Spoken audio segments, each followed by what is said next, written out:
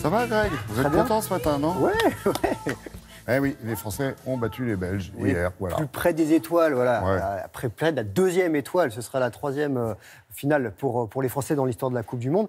Ils ont battu ces Belges. Vrai, moi j'ai l'impression qu'il y en a eu deux. Non, il y a eu une finale perdue en 2006. Exactement, il ne faut pas l'oublier. Hein, il y a eu la joie, la tristesse. Ouais. On espère encore de la joie. Là, c'était face aux Belges. Ça n'a pas été évident. Le score, c'est 1-0. Ça ne reflète pas forcément ce match où les Belges, quand même, se sont bien battus. Oui. Oui. Et même à la fin, ils ont poussé. La défense française était là. Je propose de regarder. Allez, on a 45 secondes pour mettre tout ce qui s'est passé avec des Diables Rouges qui n'avaient plus perdu depuis 24 matchs et Hazard qui aurait pu ouvrir le score au quart d'heure de jeu. Tir dévié par Varane. Hugo Lloris, lui, est irréprochable. Les Bleus vont répliquer. Benjamin Pavard va se heurter au portier belge Courtois, très en forme, en tout cas sur la première mi-temps, 0-0 à la pause. 51 minutes, Umtiti fait décoller la France, but de la tête sur un centre de Griezmann. Et la fin de match est tendue, les Belges ne lâchent plus le ballon, la défense tricolore a le dernier mot. Et les Bleus auraient pu même doubler la mise, mais on va en rester là, à ce 1-0 qui va suffire au bonheur des Français, qui eux sont restés de longues minutes sur la pelouse après le match à Saint-Pétersbourg. Et ils se mettent à rêver. Et ce soir, les Bleus vont regarder l'autre demi-finale, Croatie-Angleterre. Ensuite, il faudra penser à cette finale de dimanche et on espère qu'elle fera pleurer de joie comme en 98 et non de tristesse comme en 2006. Qu'est-ce qu'il en pense, le coach? Justement, on va écouter Didier Deschamps qui pense aux joueurs avant tout. Le mérite en revient aux joueurs parce que ce sont eux les acteurs et ils font tout. Et ensemble, ça fait 49 jours que nous sommes ensemble depuis le premier jour de la préparation. Qui l'eût cru, à part vous, bien sûr, qu'on allait être en finale de Coupe du Monde. Mais autrement, voilà, il faut savourer, il faut apprécier. On a 5 jours. On va passer 48 heures, déjà ce soir et demain, partager ce bonheur-là avec nos familles, puisqu'elles sont là. Et puis, on regardera demain, tranquillement, dans notre fauteuil, qui on aura en face. Et il s'est taclé encore.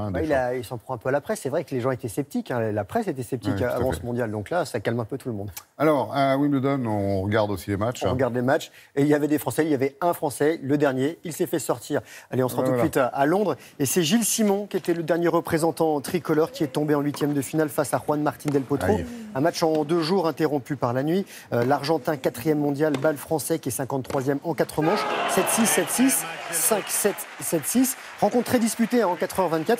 Et Del Potro, qui n'avait pas atteint l'écart ici depuis 2013, affrontera Nadal, le numéro 1 mondial. Chez les dames, Serena Williams, elle est dans le dernier carré d'un tournoi du Grand Chelem pour la première fois depuis plus d'1 an. Opposée à l'italienne Giorgi, l'américaine 181e a perdu le premier set 3-6 avant de remporter les 2 suivants 6-3, 6-4. Et l'américaine a remporté le tournoi 7 fois. Et elle affrontera l'allemande Görges au prochain tour. Julia Görges, qui est 13e mondiale, qui disputera elle, sa première demi-finale d'un tournoi majeur. Elle a dominé la néerlandaise Bertens, 3-6, 7-5, 6-1. Et il y a une autre allemande qui sera en demi-finale, c'est Angélique Kerber, finaliste 2016, qui a battu la russe Kasatkina, 6-3, 7-5. Et elle affrontera au prochain tour la lettonne Ostapenko. On parle encore un tout petit peu de foot pour vous dire, si vous ne l'avez pas encore suivi dans l'actualité, que Cristiano Ronaldo, quintuple ballon d'or, quitte le Real Madrid pour la Juventus Turin. Le club italien parle de 100 millions d'euros pour l'acquisition de l'attaquant portugais qui touchera 30 millions d'euros par saison. Il a signé pour 4 ans, je vous laisse faire le calcul. Il pourra se payer un nouveau short.